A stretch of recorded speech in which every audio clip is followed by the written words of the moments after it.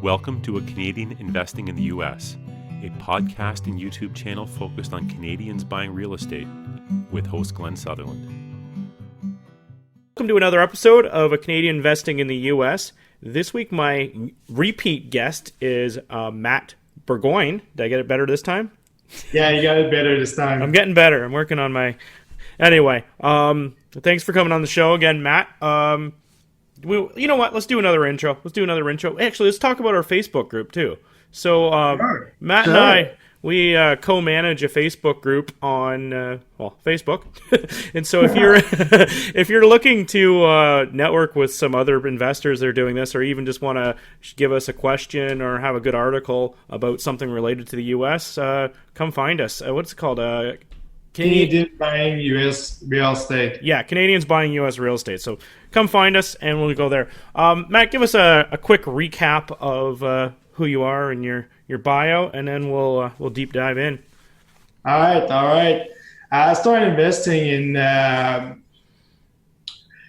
the U.S. in 2014, and the way I started to invest was like with the help of a guru. So it was like a little bit after the crash in 2008, and I was kind of like wondering what to do with my life and everything. So I knew I wanted to invest in real estate, but I didn't have the tool to do it. So I hooked up with like this guru who was like doing seminar at the time that was like really popular, and ended up like doing his course and this funnel and everything, and finally like working my way and do like a couple deals like in Florida first, and after that I went to Pittsburgh where I found my first market, and after that I stumbled to like a couple of like some beginner mistake, but yeah, finally after like pretty much like 5 years I'm where I'm at now, and I quit my job as a bartender and as a server in January, and fully live from my real estate investment, and try to teach people how to invest in the U.S. as a Canadian. And yeah, basically that is short version. That's awesome. That's the dream. He's living the dream. Left the job, doing real estate full time. Okay, Matt, I was listening to your show on Facebook, but it was all in French. So let's redo it in English. Yeah, it will be good. Well, I do have like a big part of my market is from Quebec, so I need like to speak to him in French. But I know there's a lot of people from like the U.S. and the Anglophone part of like Canada. So yeah, so now we're doing the 5 best website for due diligence. Yes, yeah. I think this is awesome. I think this is going to be I think it'll engage a lot of people, because really that's one of the biggest things when you're starting is like, you need to know some sources to how to make sure this is actually a deal and so forth. So yeah. Continue. Go ahead. Of course. And those are like the 5 websites that I find are the best for someone who just started. For someone who wants to do their due diligence, who wants to know if the market is good for them, if they should invest in like whatever market, and if they should invest in the U.S. first. And I'll do like one free tip at the end. Okay. It will be one website that pretty much all the investors know, but it's one that I didn't include in my free version. So you guys who speak English, you get like a pretty nice tip at the end. So the first one, I'm pretty sure like everyone know about that one, is Zillow. So www.zillow.com, which is like the biggest like website to market real estate in the US. Basically, everything is over there. And one thing I like about it is like you do have the county website link into the new Zillow. Now, there's some part of Zillow that changed because they're updating everything. So some property are on the old Zillow, some property on the new Zillow. So I prefer like the old one, but like there's like new stuff coming in. I'm just starting like to learn a little bit more about the new Zillow. There's something that they're kind of like hiding. Mm-hmm. So you need like to work your way out over there and like try to like just spend time over there on Zillow. It's the best thing to do. So what are you doing in Zillow? Are you using it for comps? What's your trick for Zillow? So the Zillow comps they change since like the new version because a lot of people were telling Zillow that the comps were like really bad. So they use the comp like with like auction and like REO. So a property who sold for $1 or like in the comp of like property who sold for 270 for like a long time. Like all the comparable in Zillow was like shit, was really bad. You could have like a property that can worth like 45,000 and that was appraised estimate for like 100K. Yeah. Now they're like set up a little bit better, so the comparable are a little bit better. But I really like Zillow. Why? Because you can check out like the neighborhood. So you have like this big bird eye of like what's happening like beside my neighborhood, like how much he saw his property, how much like the other like neighborhood in that market is selling his property, what's the kind of like rent. So the rent are like in purple, you have the foreclosure, pre-foreclosure, and you do also have the sold one, which is like yellow. So it's a good thing like to kind of like have like a big picture of the property. Usually when I do my due diligence, I want like a quick update about a property. I just like type it on Zillow, and that's it. Yeah, all the property in the US are on Zillow, basically. Yeah, I think they must pull everything off Realtor and whatever, and then they just fill in the rest of their Zillow stuff.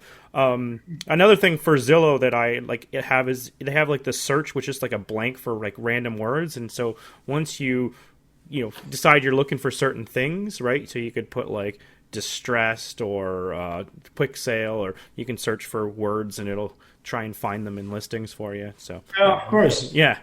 And like most of my agent that I found them on Zillow. Mm-hmm. Yeah. So they pay ad on the side, same thing as like Facebook, and so you can call them and everything. And mostly when I'm looking for property, I call the listing agent, and the listing agent is usually over there. Mm-hmm. And one thing about Zillow is like you can see like the tax history, and you can see the sold history as well, which is like quicker. Oh, that actually, that's a great point too, because sometimes you're buying something that someone else just bought, and you can see that they're basically just turned it really quick and what they bought it for. You can just it's all public knowledge, so it's all listed, so it's awesome. Yeah, of course. And Zillow are like the big one, and they bought like Trulia. I think they have like other website. And I think right now they're starting to create like offer. So I think like in 5 or like couple like years, you're gonna be able like to make an offer through Zillow, which is gonna be a game changer. Oh yeah, that'll be cool. Yeah, for sure. Imagine cutting the middleman and just go to Zillow and put like an offer and get your pre-approval with the bank. It would be so much easier. Oh yeah. Well, yeah, I just did a show on just trying to get around realtors. So yeah, that's the name of the game. Yeah. Okay. Yeah. All right. What's our second app or website you like? The other one is Reality Track, or I like his cousin as well, which is Unpack. They're both together.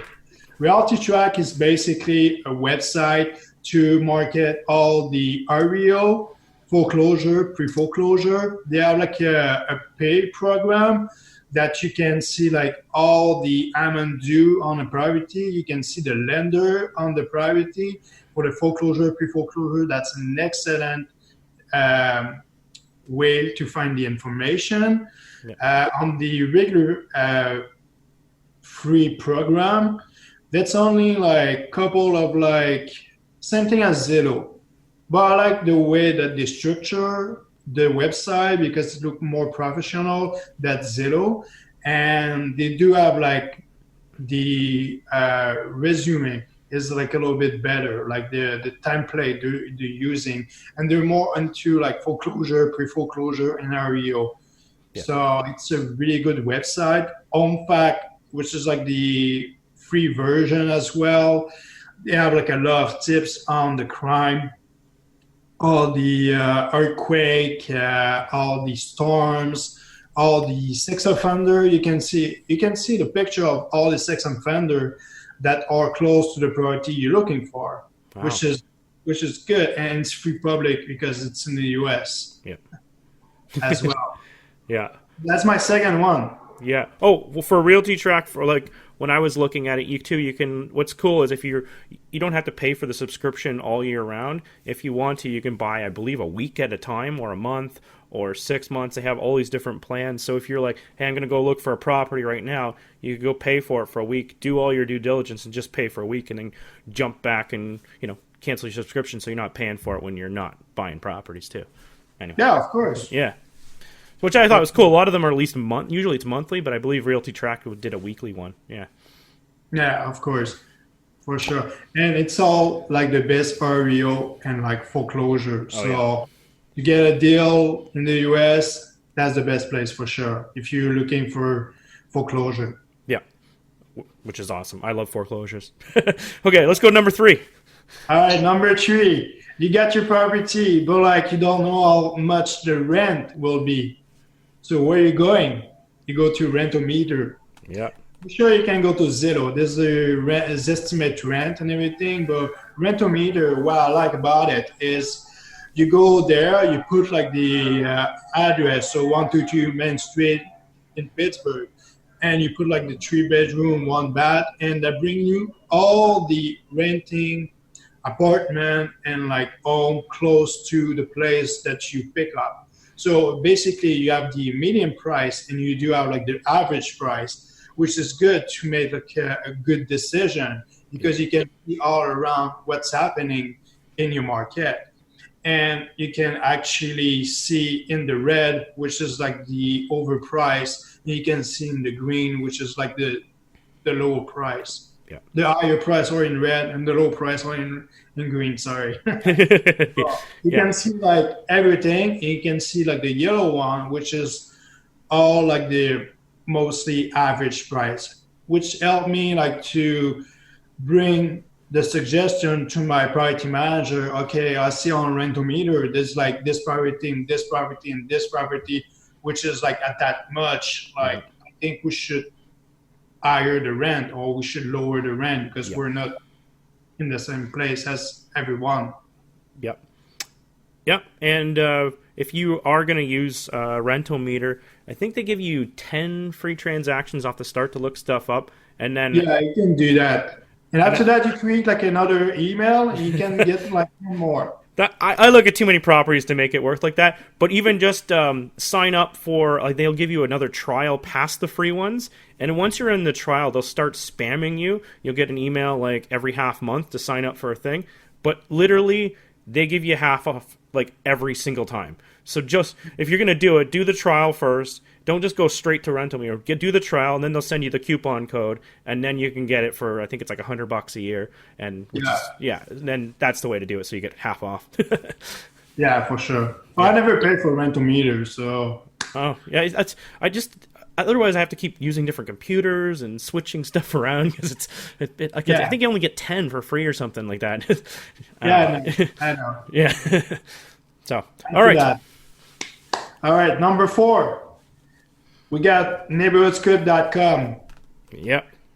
What I like about neighborhoodscoop.com is like they bring their data from city data, which is the recent source of like all the American. So you can know like how much like a family own in like this zip code, how much like is the revenue, how much like what's the typical job of like the people who live in the zip code, like all the how many kids they have, like everything. All the data is over there, but they like package it the way that it looks a little bit better than city data, which is like really old school. Looks like the 80s or something like that, the 90s, kind of like the website. Really like it.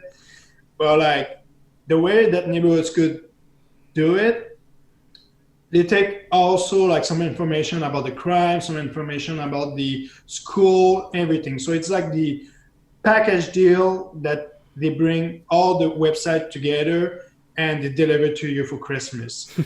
And what I like about it is like the website looks super nice and bring you to when you do a PDF, you can with the free version and the pay version, you can put like all the information and you can just print your PDF of like a zip code. So you go, okay, I want to understand like what's happening in this zip code 123 in I don't know in Las Vegas. Yeah, like that, and they give you like all the information. You just print the PDF. You get like this like nice presentation like right away, and that costs you, I think it's like $3 each PDF.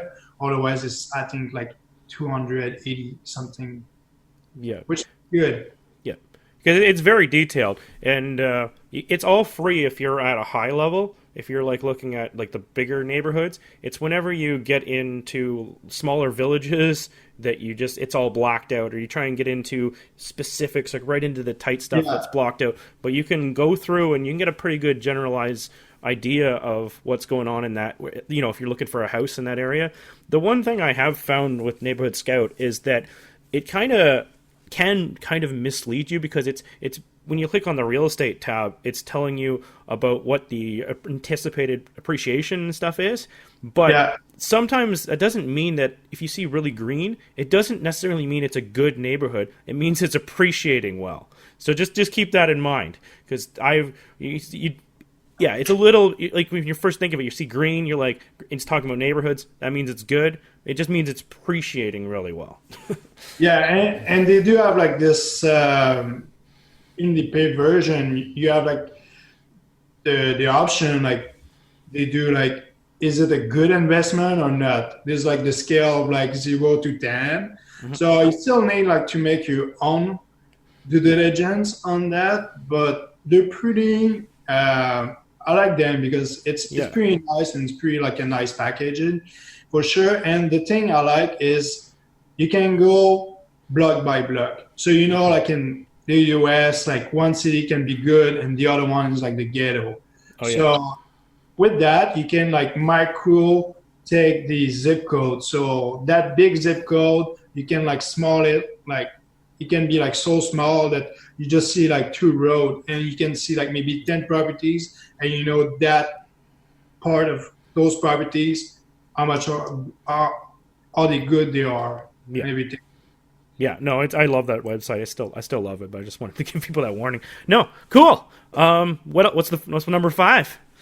The last one will be for spotcrime.com, which is a good one because they make all their decision with like police station and all the website and everything. So all the crime or report all to that website, so you can see like if there are like any assault on your close to your neighborhood, if there's like any big like murder or stuff like that.